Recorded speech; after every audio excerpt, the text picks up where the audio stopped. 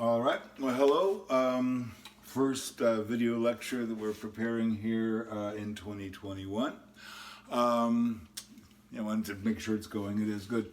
Anyway, and so what this is going to be is kind of a summary of things. This is not going to be, this particular presentation anyway, will not come from any one section of the text, but is going to be a summary of stuff that's predominantly in 2.1, 2.3, and 2.4. 2.2 is a little, well, implicitly 2.2 as well, because it will involve three-dimensional vectors and two-dimensionals. But anyway, so it's going to be a summary of the operations of the vectors. There's 4 operations we got to know about, and I'm going to end up talking about them all here.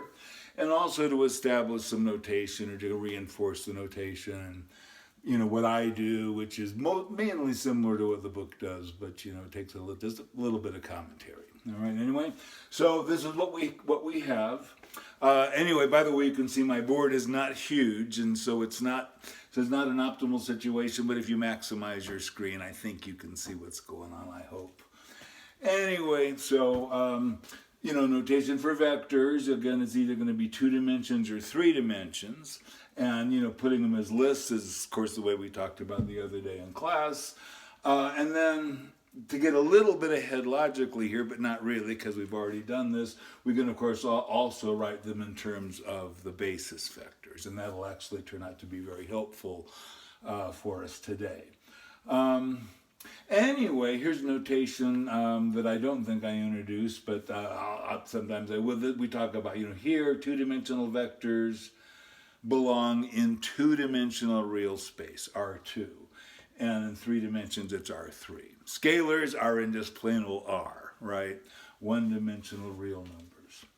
So anyway, let's go ahead and throw all this out, and we're getting ahead of where we actually are in the class in January of 2020. Anyway, so there's 4 operations that we've got to know about. When we're done with those, we can do geometry and some other things. Anyway, and the first 2 are the ones we talked about last Thursday in our first class. And so anyways, there's scalar multiplication of a vector. And here's how you want to think about these things, because again, as I was saying, it's very, very important that you know which of the quantities you're dealing with are vectors and which are scalars. Okay, otherwise you're doomed.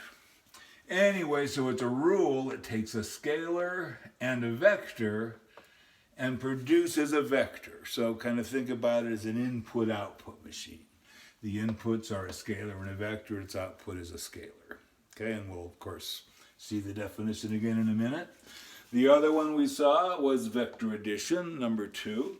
And of course, that's a rule that the inputs are 2 different vectors, or don't have to be 2 different, I mean, they could be identical vectors, but 2 vectors playing different roles, or, in the addition, and it spits out a vector. Then the ones that will show up in 2.3 and 2.4 is number 3, which will be in section 2.3, and it's the scalar product or dot product. You see both those terms all over, and so you have to get used to it. It's also called an inner product. Lots of names for these things sometimes. And the notation is a vector. It takes 2 vectors and spits out a scalar. That's why it's called a scalar product. And the notation is a dot. So you see how I've drawn that. See, there are 2 different multiplications here that you have to keep track of. So that's why I'm being kind of fussy about the whole thing, right? Then the last one is number 4, the vector product or cross product. It also takes in 2 vectors, but it spits out not a scalar, but a vector itself, right? And the notation again is an X like that, and that's why it's called a cross product. Just got to have different ways to talk about them. Anyway, and I'll just mention too here that these first 3 make sense in either 2-dimensional or 3-dimensional cases, but number 4, in fact, only makes sense in 3 dimensions. And there's a deep fact, and we won't, we'll only do two dimensions and 3 dimensions in this class. But in fact, the apparatus carries over to any number of dimensions, and it has applications. Doesn't have to be geometry, right? Two dimensions, 3 dimensions, that's geometry. But you can have physical systems, for example, say you're a chemical engineer, you might have a beaker full of chemicals doing doing your reactions. Well, you could write a vector whose components are the concentrations.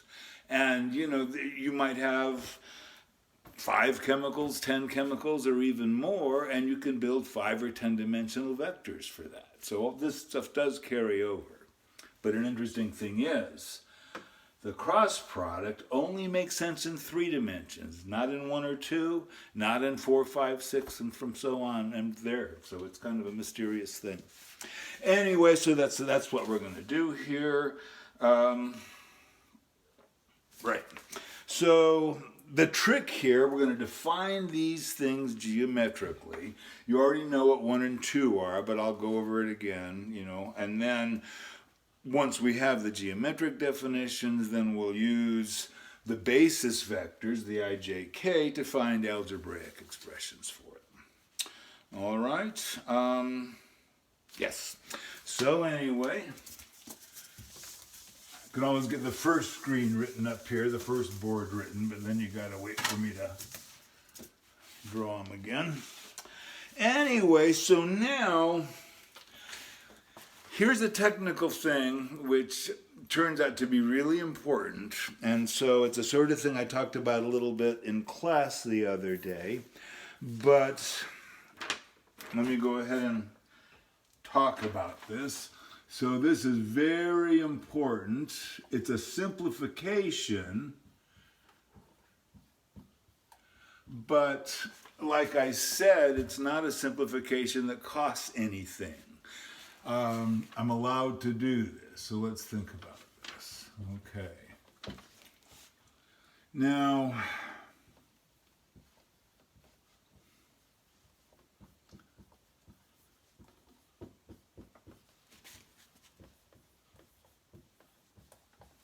when you're dealing with 2 vectors, even 3-dimensional vectors, let me go ahead and make that comment.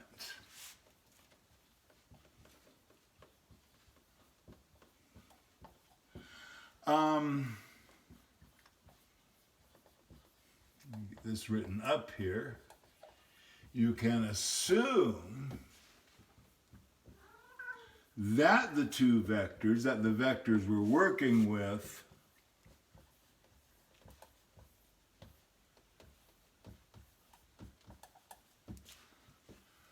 lie in a single 2-dimensional plane.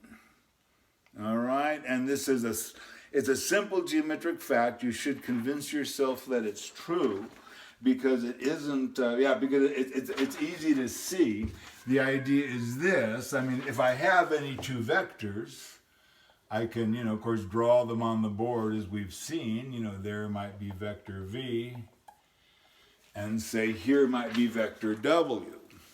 Well, I've drawn them in one plane. But the thing is, that's always possible. And to see that is really, just think about the fact that, these 3 vectors, of course, I can always put them like this, right? Because we know that we can move them, or we can translate our vectors. In 2 dimensions, we talked about that. It's also true in 3. We'll talk about that Tuesday in our next class. So anyway, but when we do that, notice that there are 3 points when we put it in this configuration. The tails that we put together, and then each one has a head. So there are 3 points. Well, just like it's a true fact that 2 points determine a line, right? You can always draw a single line through there. It is also true that 3 points determine a plane.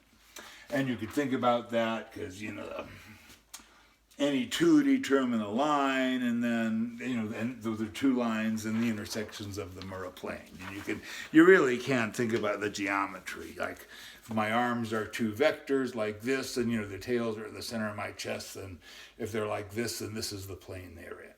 If they were like that, then that would be the plane they're in, right? It's pretty obvious. So that makes it very easy. So then when we do these geometric things, since we know that these rules involve no more than two vectors at a time, right? We add two, multiply two in those two different ways. So we can do the geometry in 2 dimensions, which does simplify things, right? And then as I mentioned, we can extend these things to more vectors. If I want to add 3 vectors, for example, well, first I'll add the 2. That produces an answer. And then the third one, I take that one and add it to the third one, and that's just like adding all 3, right? So doing it 2 at a time is a big help. In addition to this, since you can always put it in a plane, it makes sense to talk about the angle between the 2 vectors, right? Which I've drawn in there as theta. And a nice thing about this too is knowing that they're in a plane and knowing we can always draw it this way.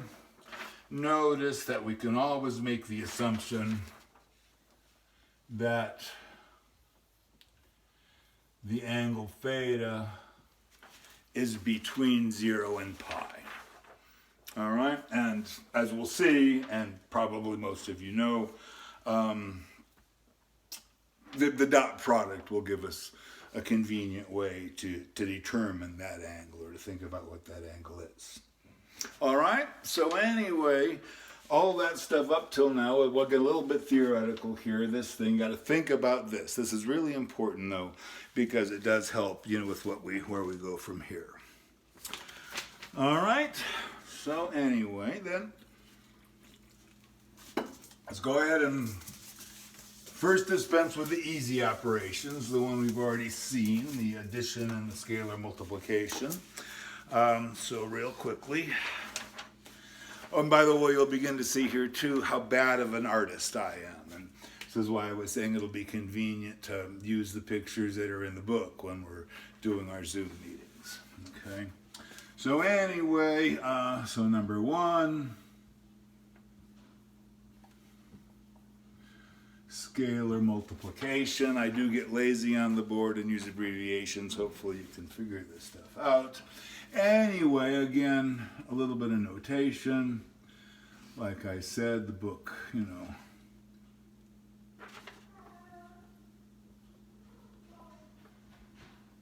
uses lambda, so I'll follow up on that, okay? Anyway, so this is what we have there, and so the idea is the operation, I have cats, and there is a cat in the other room that's going crazy. I hope I don't have to go and find out what's going on. Anyway, so this says multiply, we have a scalar, we have a vector, so I'm multiplying those together.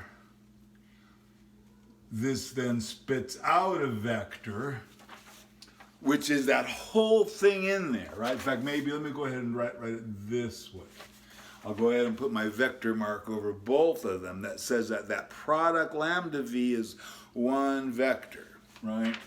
And we know how that works, the way this was defined. Okay, you remember that the magnitude of, lambda v is lambda times the magnitude of v. In fact, maybe I should write it this way. It's a little redundant there, but let me go ahead and put in that notation. Okay, so again, that's a funny way to think of the new one, but they're related in this way, right? So this is basically the geometry of it, right? And we knew this, if this is v, then something like this would be, say, lambda v if lambda was bigger than 1, right? And then something like this, would be, say, lambda v if lambda was positive but less than 1. So the one would stretch it out, the other would shrink it down, right? That's what we mean by scaling, and that's why lambdas are called scalars. right? And again, the direction in the definition there was that it is the same direction as v if lambda is positive, but the opposite direction if lambda is negative, right? Okay, well, let's not get bogged down there. So, oh, and one more thing then. We got to do the algebra, but again, I'm not going to beat around the bush here. So that's the definition, right? Well, we know that the algebra says that lambda v, is just lambda times ABC, and so the components of the new vector are just the product of each individual component. So again, the geometry is expressed in terms of the algebra like that. All right, and of course from all this, then, we know that the magnitude of this new vector again is, lambda times. I've written them out there in terms of 3 dimensions. Of course, you can know what happens in 2, right? All right, so that's the first one, piece of cake. I'm just saying it again for completeness, really. I could have skipped this one since we already did it. But like I said, I'm trying to, this will be a place you can come and find anything about any of the operations that you might have forgotten. Okay, so next is addition. And again, 2 vectors, but we can introduce a third one. We just do 2 at a time and then repeat the process however many times we have until we've added all the vectors 2 at a time, right? And the book draws pictures of the polygons. This is another way to look at it. And once again, this is very straightforward, so won't beat around the bush too much. Those are my vectors, say. Then remember the construction is that of a parallelogram. And so remember, this is the, we put them there like that. So they're not the same length. Once again, my lack of artistic skill is quite apparent there. But pretend, right? Anyway, then,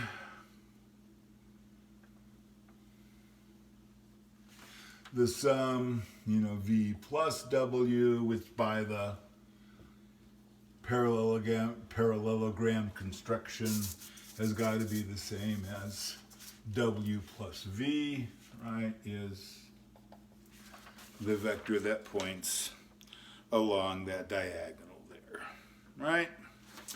And remember too, do this one, you'll be okay. This one over here too, so remember for those same 2 vectors, if we wanted to take the difference, then now we would say have v coming up here like this, and then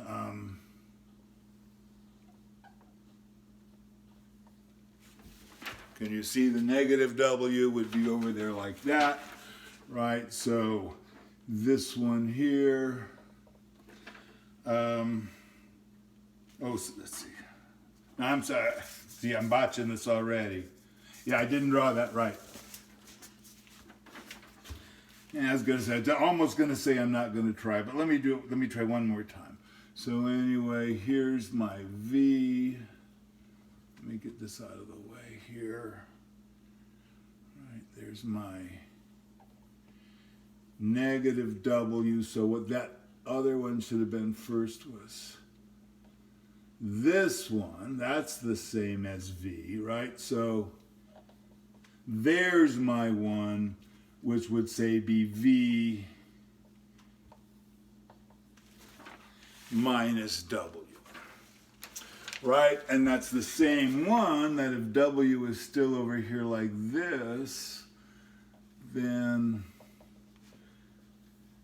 another way to draw the picture is like that one, right? So you could either bring W here, negative W there, and build it like an addition, or again, this is my W, that's my V. You draw it from the point, if you put them tail, you draw it from the point of the one with a negative sign to the head of the other. Okay? Either way, you can do those guys.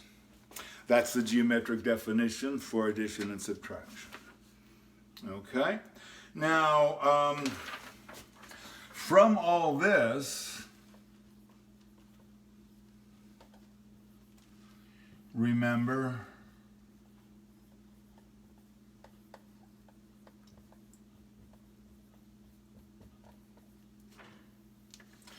we can do this linear combination. So, which means, again, that I can take, if I have two vectors, again, V and W, and two scalars, say lambda and mu. That book brought out some Greek letters, so we'll go ahead and use those for the time being here. Anyway, so this is a linear combination, right? And so and again, if you think about this now, this sort of stuff you've done a lot already before, this is not really news, but all this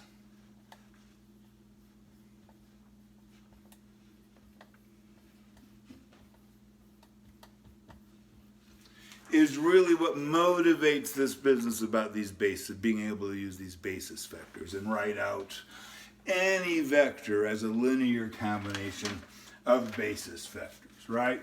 And again, let me see what I can fit in here before we move on. So over here, of course, we got in the 2 dimensions. Let me just get this written up here, and then I'll step back and you can have a look at it. All right. So in the 2 dimensions, we got our basis vectors. This is in the x direction, right? This is in the y direction. We've got our basis vectors I and j. And let me point out here too that for me, when I'm writing, I mentioned this the other day in class, when I write these unit vectors, I use little hats like that rather than just the bar over the top for a normal vector. And that just is to, again, there's a reminder that they are unit vectors because it's such a handy thing to do. Right, and again, in 3 dimensions, the axes look like this. We didn't talk about these guys yet in class last week, but we'll talk about them Tuesday, next class. Anyway, so then, now we have 3 of these little guys, right, and I is still I, J is still J, and the one that points along the z-axis then, of course, is called K. Right, and so, and basically, for example, I'm not going to write them all out like this. But in terms of the bracket, say the I vector, of course, is then that one, right? And similarly for J and K.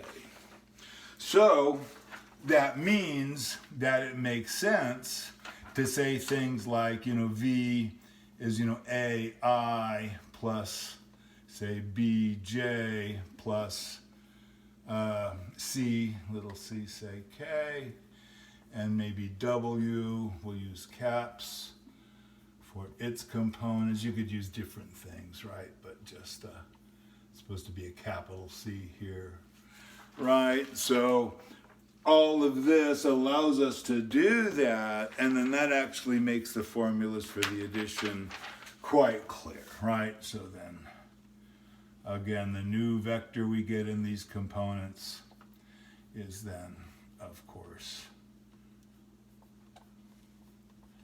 the vector whose components are the sums of the components.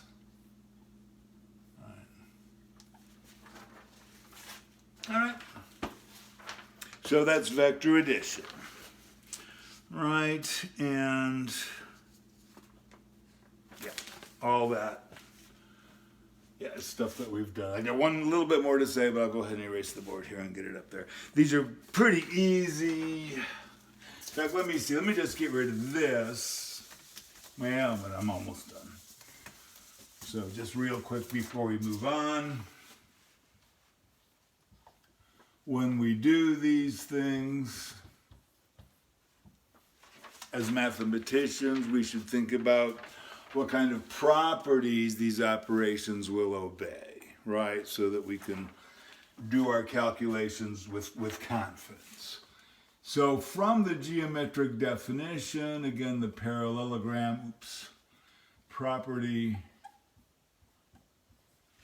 it's obvious, right, that addition is commutative. Also, if you think about the polygons that the book draws, and again, it's doesn't matter when we do this two-step process for computing these guys, it can't depend on how we pair them up. And that's what this associative law says, right? And then finally, we have a distributive law with respect to scalar multiplication. Okay, so in other words, if I have the same scalar multiplying these guys, I changed. Well, there's use V's W's. You can deal with that, right? Anyway, I can either add the vectors first, then do the scalars, or I could do the scalars times the vectors and add them. It doesn't matter. Okay, and those are all. Should be all really obvious. Either you could check the algebraic equations if nothing else. Okay? And so that wraps up addition. All right. Let me see. That pen was getting a little tired. I think I need to get some new pens. Also, my red one's not working, so I'll get some more colors. Someday I might want to have some colors. So anyway, moving on. Next one is this dot product.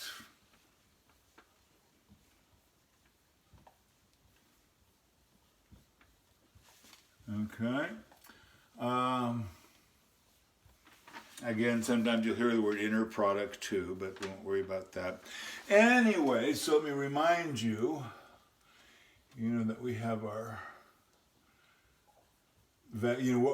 as we do this now, I'm in a plane, but again, even if these are three-dimensional vectors, this picture is valid. It's just in the plane that happens to contain these two. And again, any two non-zero three-dimensional vectors do determine the plane. And I should have mentioned too, we'll see that in a whole lot of detail in section 14.5, I think it is. We'll learn all about planes. All right, so anyway, the definition, again, will come from the geometry.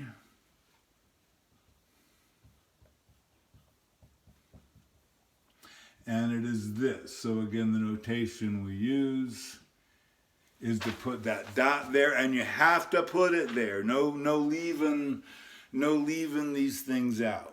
Okay, they absolutely have to be included. The cross and the dot must be there.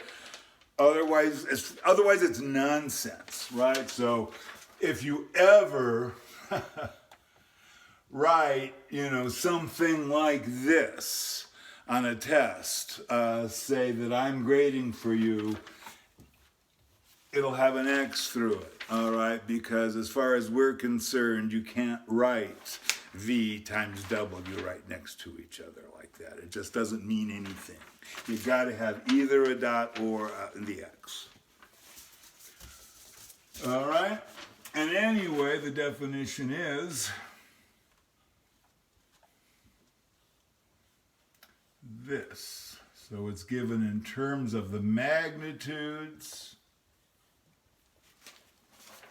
of each individual vector and the cosine of the angle between them. Geometrically, this is a projection, and we'll see that in a little bit, okay, as we do some stuff there, okay?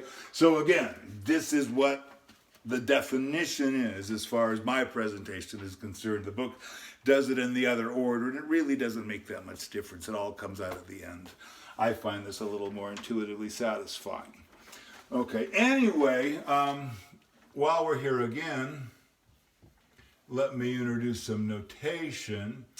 And, you know, when we have vectors, it's often very important to keep track, or we'll want to express the modulus like this.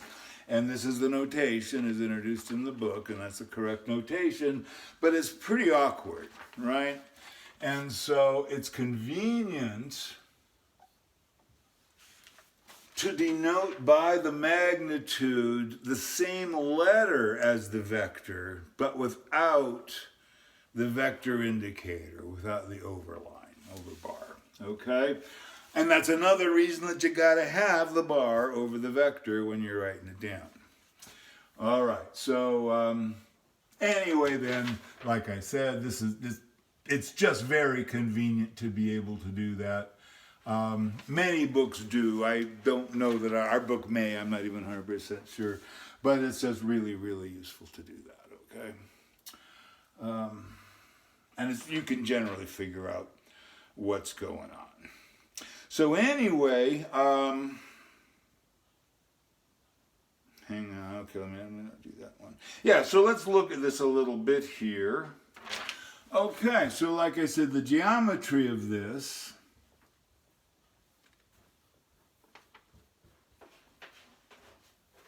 is a projection. And let me go ahead and draw it again so that we have a little more room. Right, so here's my W, and I'm extending the line through W, okay, for the purposes of this. Then V comes up like this. Okay, so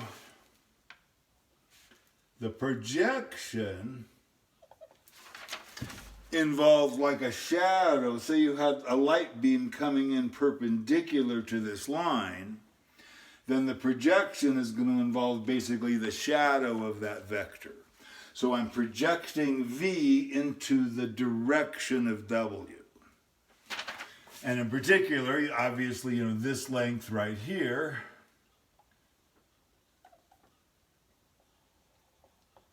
is just the length of W.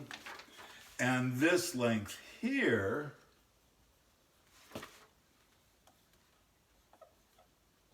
let me get this written up.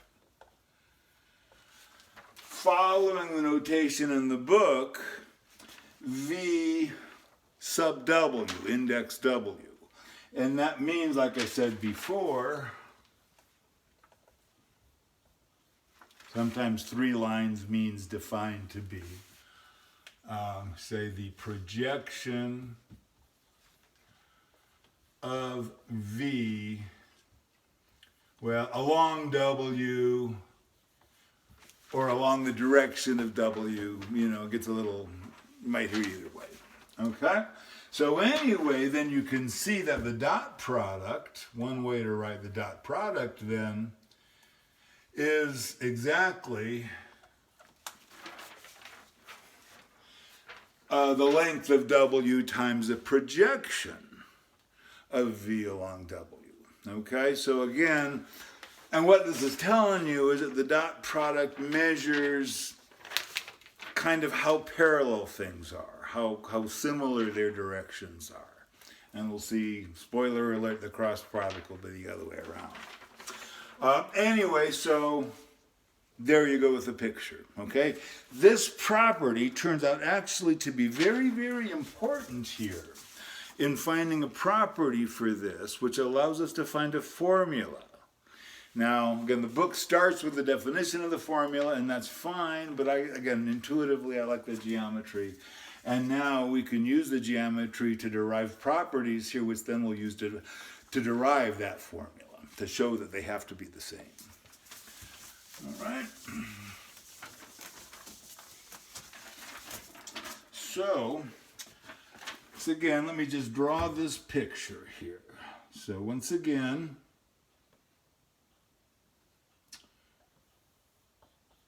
See, there's my W. Let me try to draw this a little bit carefully. Okay.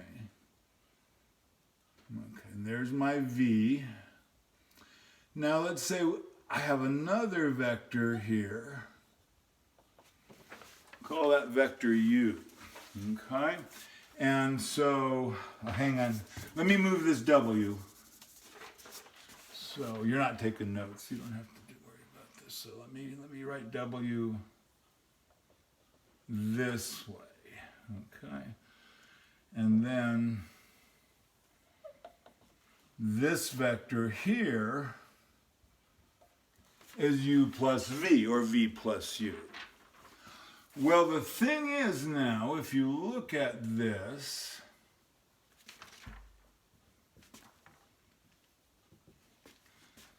this distance is the projection of V along W, while this distance is the projection of U along W. Okay, and so when you see this, then what this is showing you geometrically, then well, then put it this way, and then this whole thing is the sum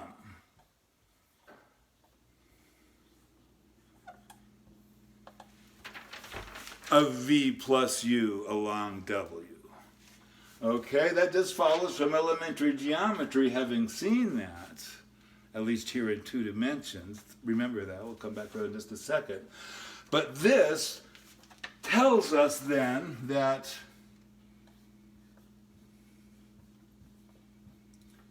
the projection of the sum is the sum of the projection. And when we put this into the dot product formula, what it says is that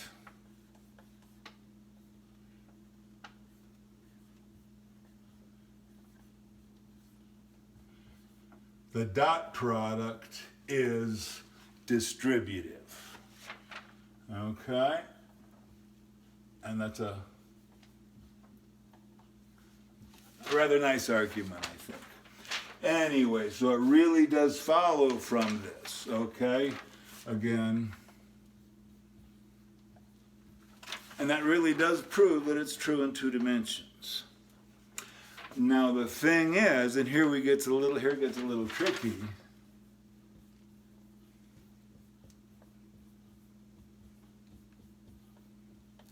It's also true in 3 dimensions. Okay, and here, and we're going to learn a couple things from this, which goes like this. Okay, let's say that U had a 2-dimensional component. Let me put it here. Let me write it this way.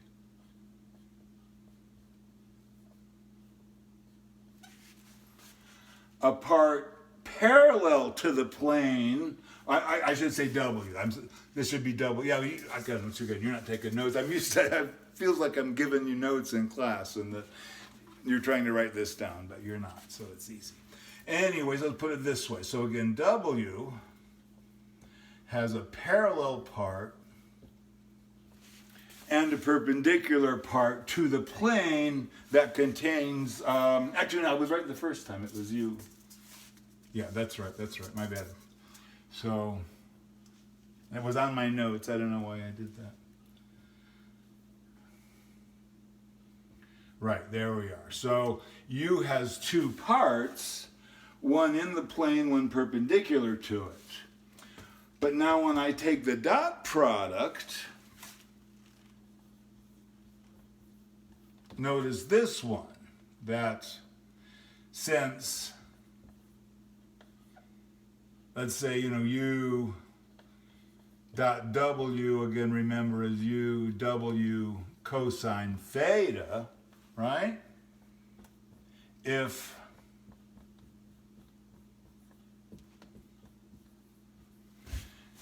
it's perpendicular, then the dot product has to be 0.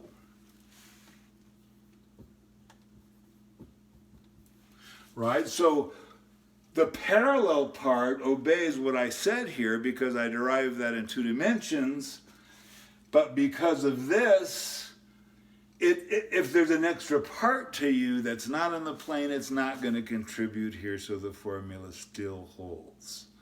So again, this is a primitive derivation of the distributed law of the dot product. Okay? Anyway, and the nice thing about that, and we'll see that this will be particularly important in the cross product, is that we can now, based on this, think in terms of the basis vectors and then find the formulas that we want, okay, for those. So, again, to get the algebraic formula,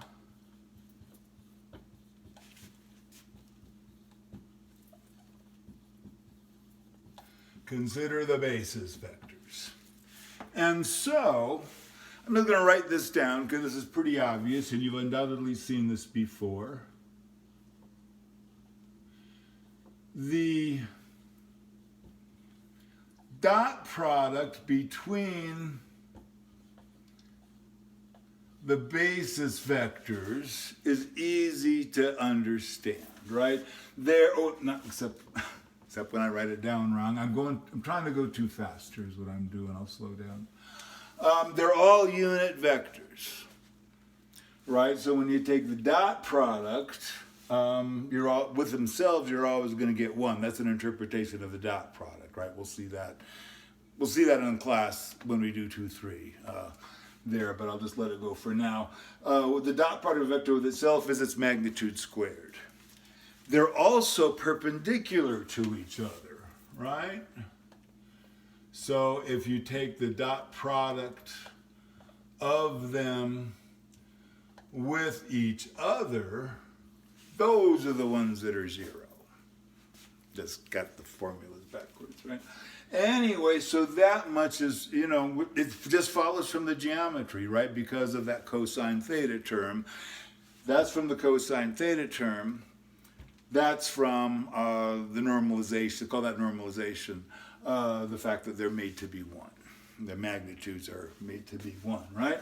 So that means, once again, that if V, has its components, and then, similarly,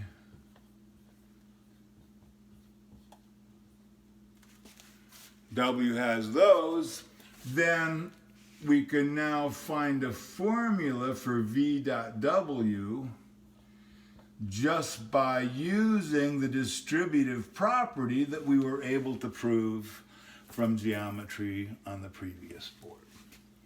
Okay? And again, this is simple here. It's a little trickier in the cross product. But so let me go ahead and go through this a little bit carefully here so you'll see it. It'll be easy to follow in the cross product. So that means here I just carry this out like I would anything else. So I get, again, let me just write them like this. Get this written out and you can see, I think there's 3 terms in each. So when I multiply them all out, I'm going to get 9 terms overall. And I'm going to write them all out so you can see it. All right.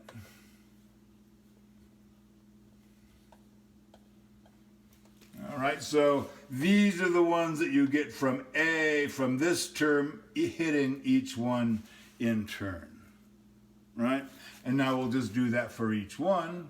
So next we get B, A, J dot I, plus B, B, J dot J, plus B, C, J dot K, right?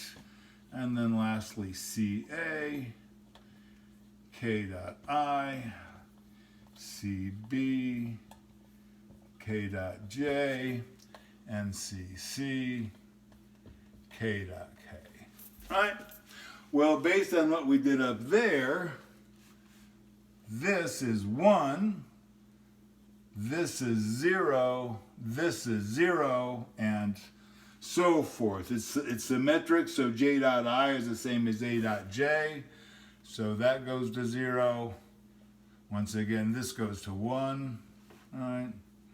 0, 0, 1. So all in all,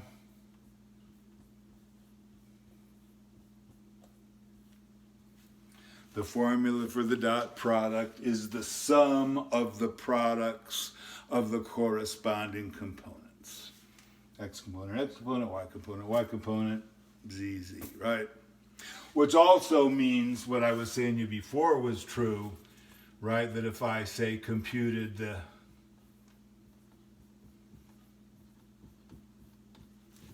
dot product of v with itself, I'd get the squared modulus. Okay, so that all makes sense. All right. Oh yeah. We also then, good enough. We also then have to think about, we should summarize our properties like we did before.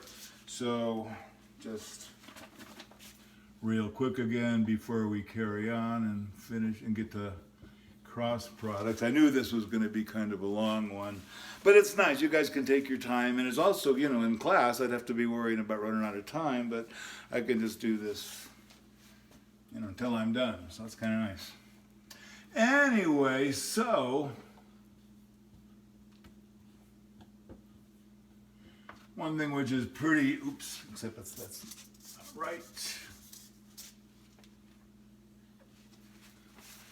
The dot product of any vector with the 0 vector will always spit out the 0 scalar.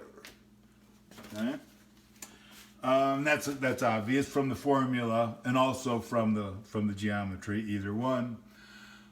Similarly, and again it follows both from the geometry and from the algebra that again the dot product is symmetric. Okay, and also if we say get things mixed up with scalar multiplication, let me get this written up here and then we can look at it. Doesn't matter how we handle the scalar. You know, I could multiply the scalar times v first and then take the dot product, or I could instead have multiplied the scalar by w and then taken the dot product, or I could have taken the dot product first and then multiplied by the scalar. Okay, again, follows from both the geometry and the algebra. And then lastly, this is the one we already did. This is really the only one that's at all tricky to derive, and I showed you how you could do it. So anyway, those are all the things. And of course, things like this, you know, they look kind of obvious, you know, and they are sort of, you know, from an applications point of view. But really, from a mathematical point of view, you have to be sure. You can't go and do stuff like this unless you know it's really valid. All right, so now we move on to the last one, and it's the most complicated one, of course. The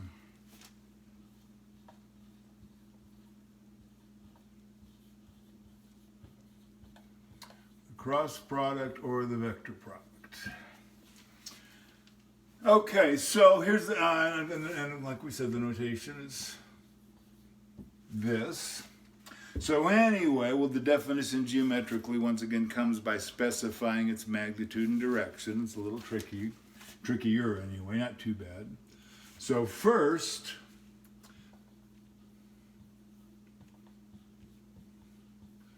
the magnitude is like this. Okay, so remember, this is a vector. So I'll go ahead and draw it out in this notation. can't really do the trick with the lowercase letters this way, right? It's the only way I can do it if I want to focus on that.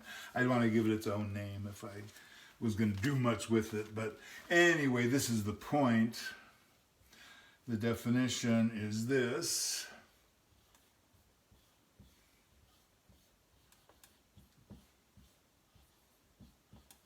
So, looks kind of not, well, similar in a lot of ways, in the pattern anyway, from what we saw in the dot product, but with the sign instead.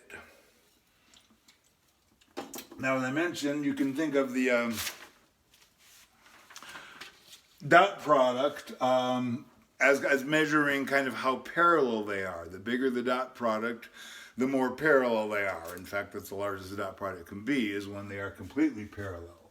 Well, this works the other way around. The cross product is greatest when the angle is when they are perpendicular to each other. In fact, from this, just like the dot product was 0 if they're perpendicular, the cross product is 0 if they're parallel or anti-parallel. Okay? Remember, those meant the same thing, really. Right. So again, let me write it this way. So V cross W is the 0 vector, right? Bar over the top's different. If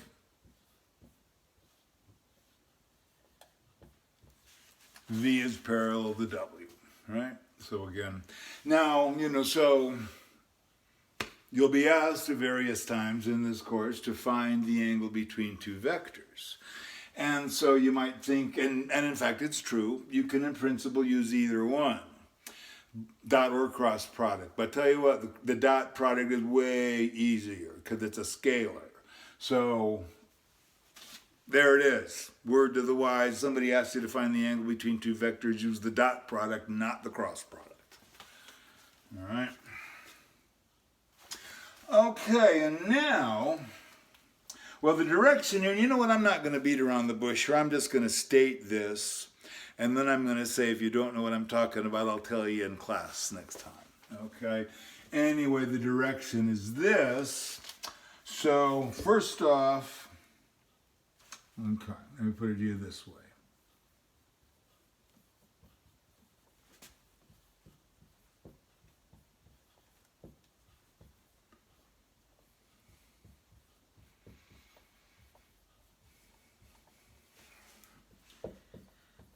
Okay, so this, let me get it up here.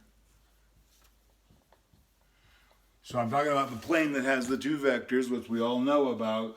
So by the definition, because we say so, and it turns out to be the right thing physically too, the direction of the cross product is perpendicular to both V and W. Okay? And in particular, of course, if they're parallel, then we know it's 0 anyway. So when they're not parallel, there is such a plane, and so this is a meaningful sentence. Okay? So that means there's two chances, two possibilities, right?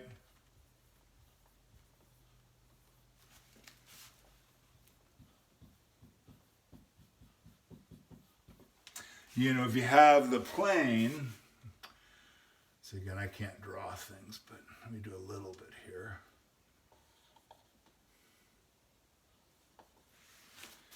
Could point up from the plane or down from the plane, right? This point, based on what I've said here, there's really no way to pick these things out. The thing is, this gets a little tricky here, and this is what they call a convention. Okay, so I got to just pick one of these in some way of doing it that is reproducible. Whichever one I happen to pick in such a way, it wouldn't matter. It would still work. And we'll talk about this again in class on Tuesday, next Tuesday, with the idea of the coordinate systems. We'll see this structure. Same thing happens when the same thing that happens when you're choosing a three-dimensional coordinate system. Okay? And the idea is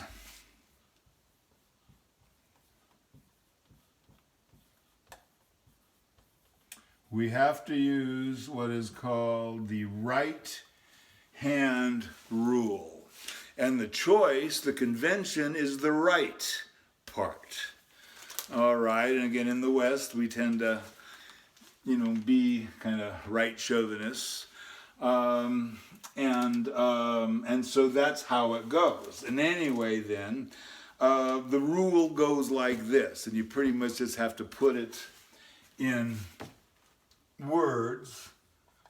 But let's say, here's W, right, and then there's V, and I'm not necessarily wanting you to think about that in terms of being in one plane, but this would say that if I wanted to compute, say, W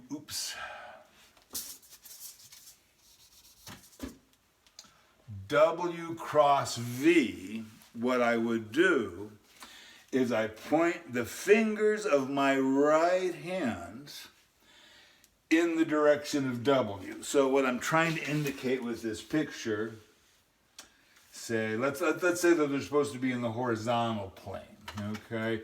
So, like, there, the red one's W, can you see? There we are. So like the red one is W there like this, and the black one is V, okay?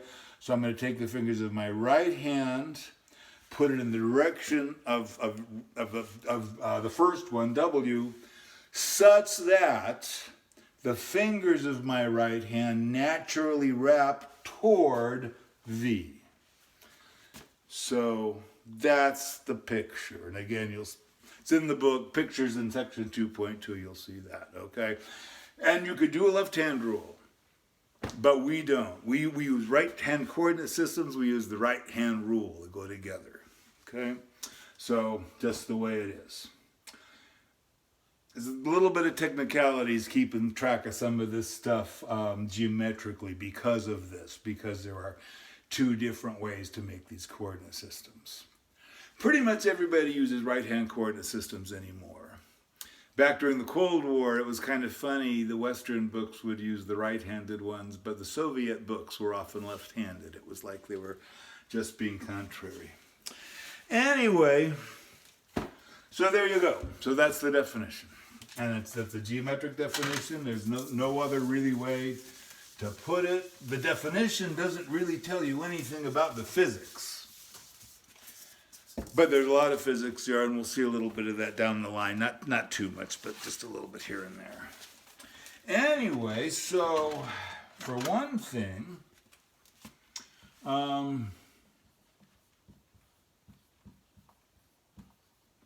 one very interesting property, which is immediately apparent here,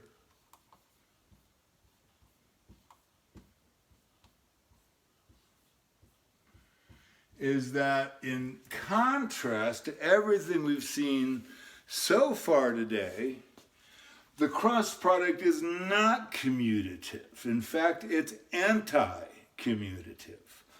And again, that's from the rule, right? So V cross, or W cross V, the way we're doing it, would point this way. But V cross W then, I'd have had my thumb going down.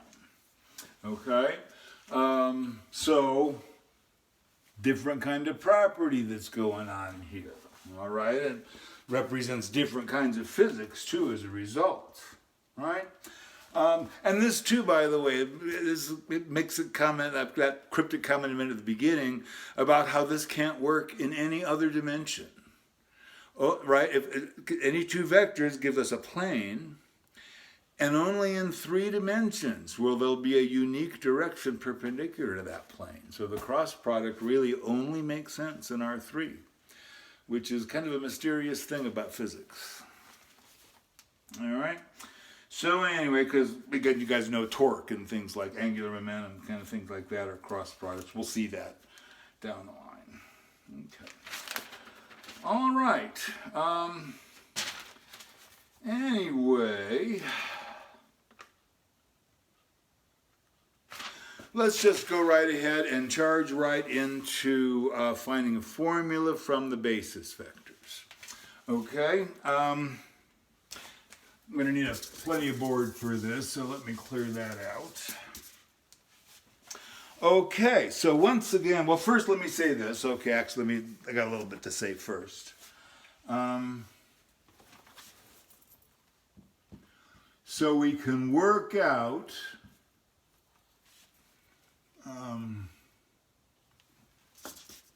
put it this way.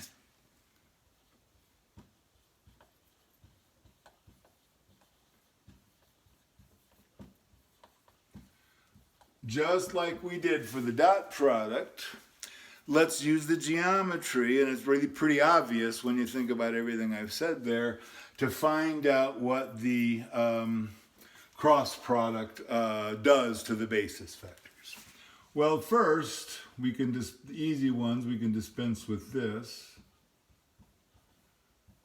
Since any parallel vectors have to have cross products which are 0, any vector crossed with itself has to give the 0 vector. Okay?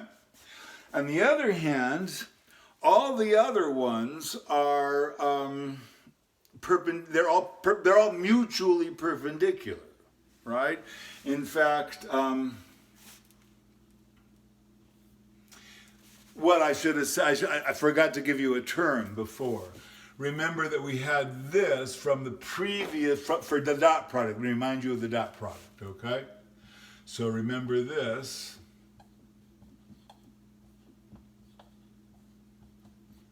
All right, and then also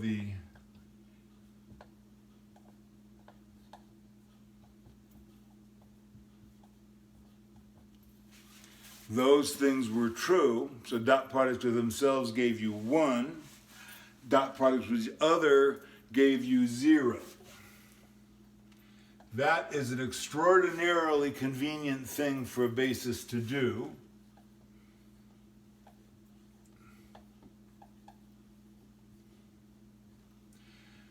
And it has a term, and it is orthonormal.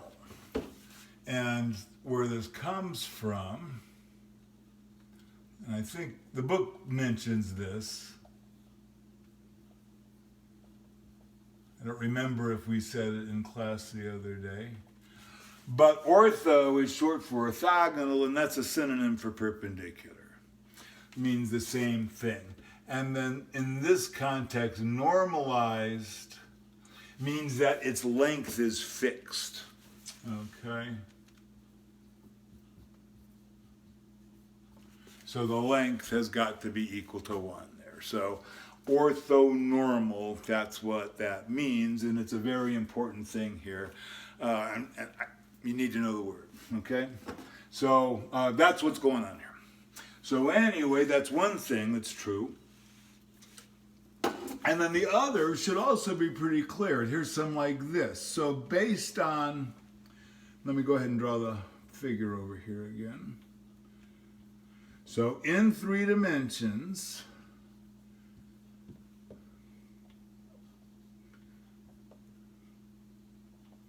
again, let me get this up here and then I'll step away. Okay, so, there's our axes laid out there in a right-handed configuration. And so in particular, this was the whole thing about right-handed. If I want to find I cross J, then, if basically the idea is, be standing here, and so the I's, the x-axis coming straight towards you, I guess, right? And, J goes this way, and then K comes out the top of my head, right? So that means I is this way, J is that way, so in the right-hand prescription, my thumb points up. So that's true. And then, of course, we know from the anti-symmetry, let's just go ahead and, oops. Yeah, I was right. I was good, right? And just remember then that that's the opposite. In this case, since it's not symmetric, we have to keep track of both of them because of the minus sign, right? So that's true, and of course, let's go ahead and do it this way. J cross K, well that would be J, K, J cross K coming out, so that's I. And it's minus, of course, K cross J. Okay? And then finally here, you can see if I do it this way, K cross I, so again K goes up, I is that way, so my thumb is in the J direction. All right.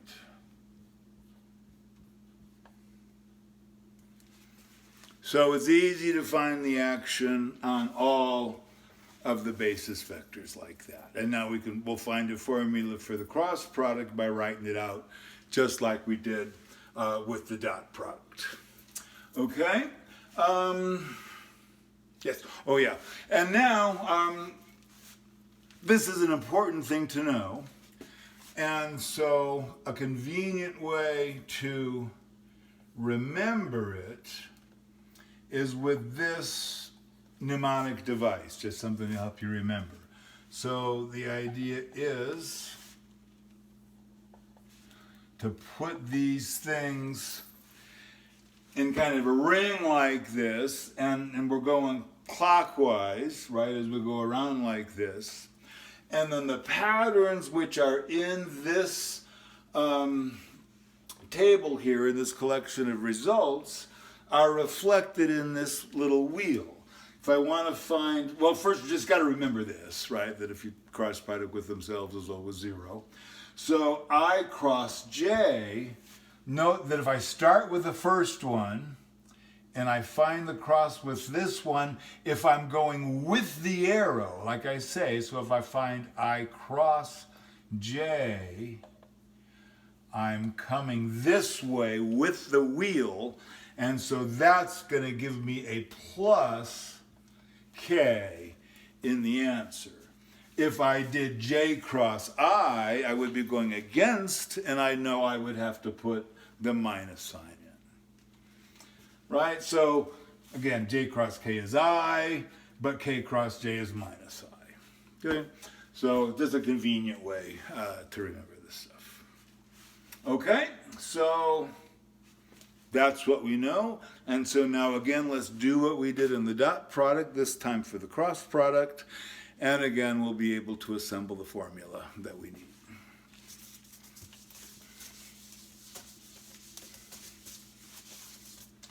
All right, so again, well, you know how this is working, so I'll just go ahead and start right off. So again, you know, V, we'll write out an expression for V cross W as we have been.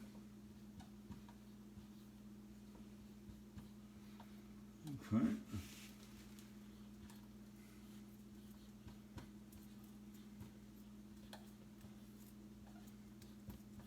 I should mention something here. I'm going to do the distribution law here. We have not proven that. It can be done. It's on my notes. We'll see. I'm going to finish this and see how long this has gotten, whether or not I show you or not. It's kind of a complicated, maybe it's something we'll talk about. We'll see. Let me see how long this takes. But anyway, I'm going to do this, and it is valid. But if I got any budding mathematicians out there and you were uncomfortable that I hadn't proved it, you're absolutely right. But we'll go ahead and use it, and we'll prove it later, and then everything will be done, if a little bit, you know, round backwards a little bit. But it does. It's verifiable, and it's certainly true. Anyway, so I'm just going to do that again here, right? So once again, let me write it like I did in the case of the dot product.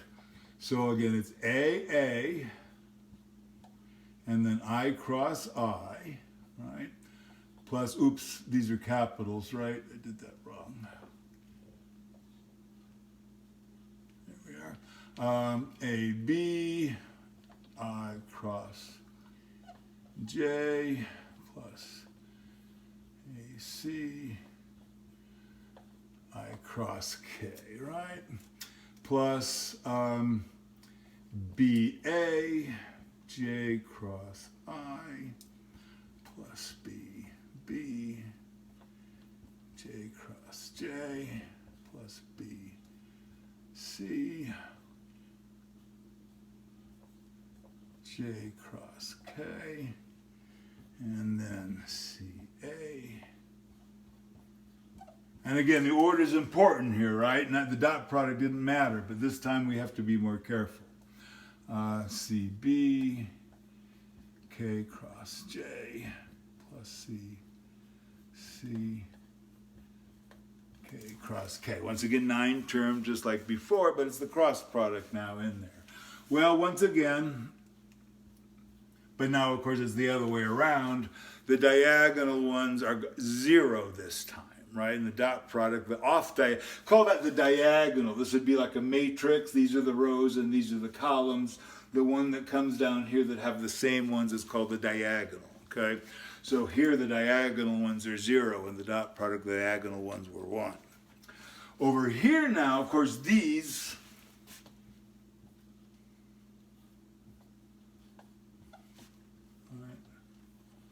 are not, so we just have to keep these things straight.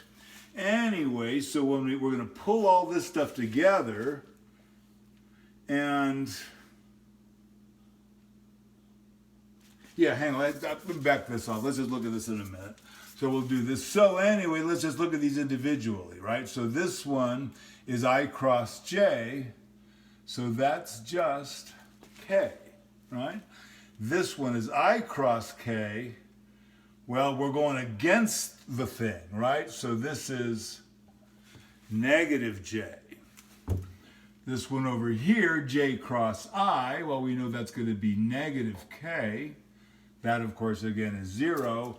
J cross K gives us the positive I, right? K cross I gives us the positive J, and K cross J gives us a negative I.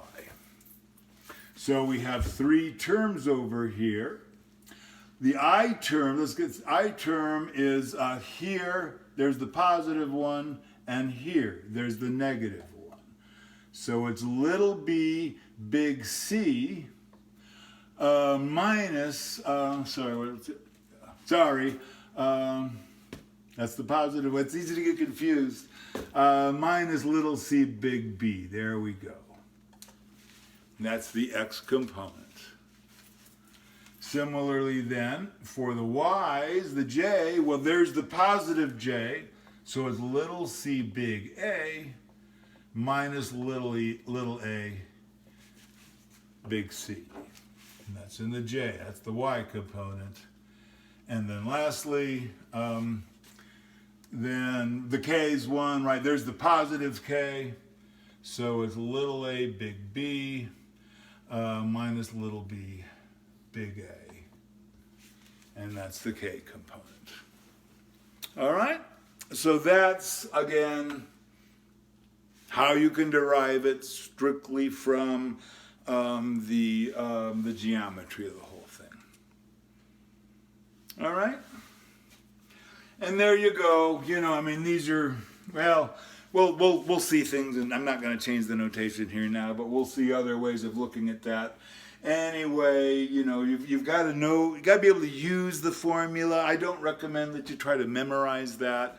You can always derive it like this, right? But fortunately, there's a trick that we can use to actually find this. So let me do this, and then I'm going to decide whether I want to continue or stop. So again,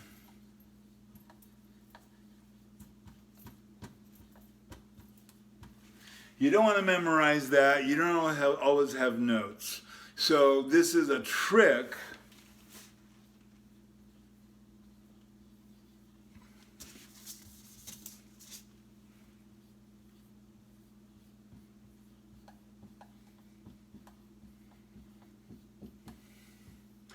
that uses something from matrix theory called determinants. I'm sure some of you guys know it. You probably, maybe you've had 280 even in the department here. Anyway, if you haven't, you will. If you know, but anyway, if not, then I'm going to show you what you need to know for now, and it's in the book too. Anyway, so same notation. So V and W with little a and BC, big A, BC as before. Anyway, then another way you can do this. Oops.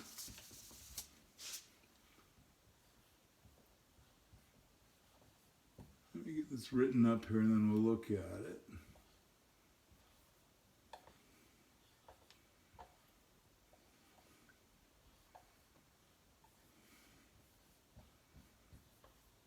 So I've drawn this as if it's the determinant of a matrix. It actually is not.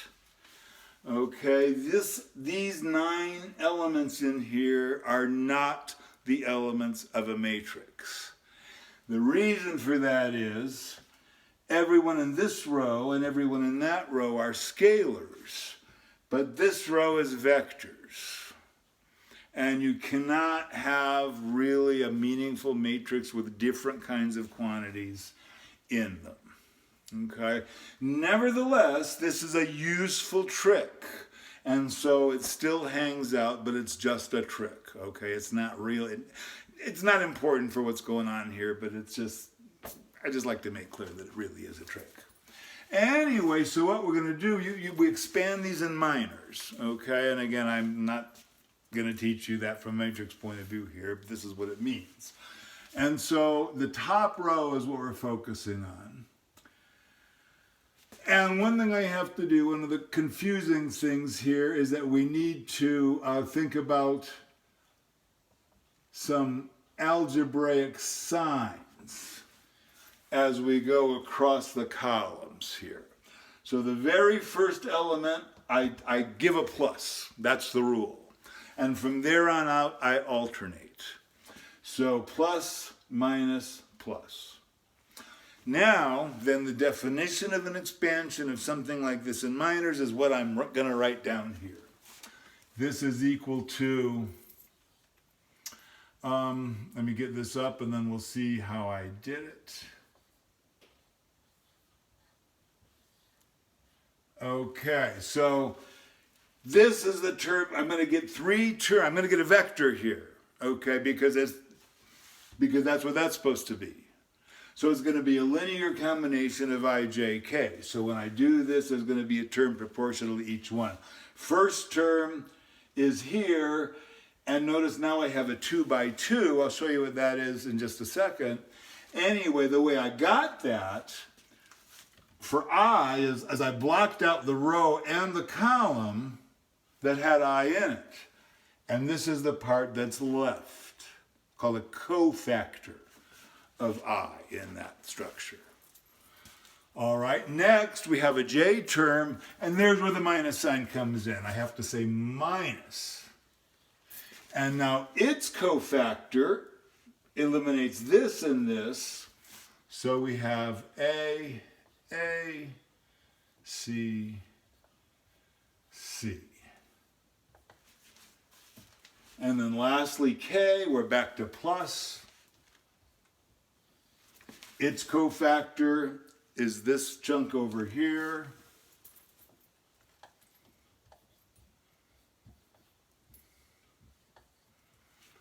So that's what we get. Now, a 2 by 2 determinant is defined to be this. Let me write it this way. So it's the, again, diagonal, off diagonal. So it's the product of the diagonal elements minus the off diagonal elements. So this is BC again, minus CBI minus AC minus CAJ plus AB minus B-A-K. And if you look, that's the same as what we had the last time. So this is really the most efficient way if you're actually given two vectors and you want to find the cross product. This is probably the simplest way to go about it. Okay.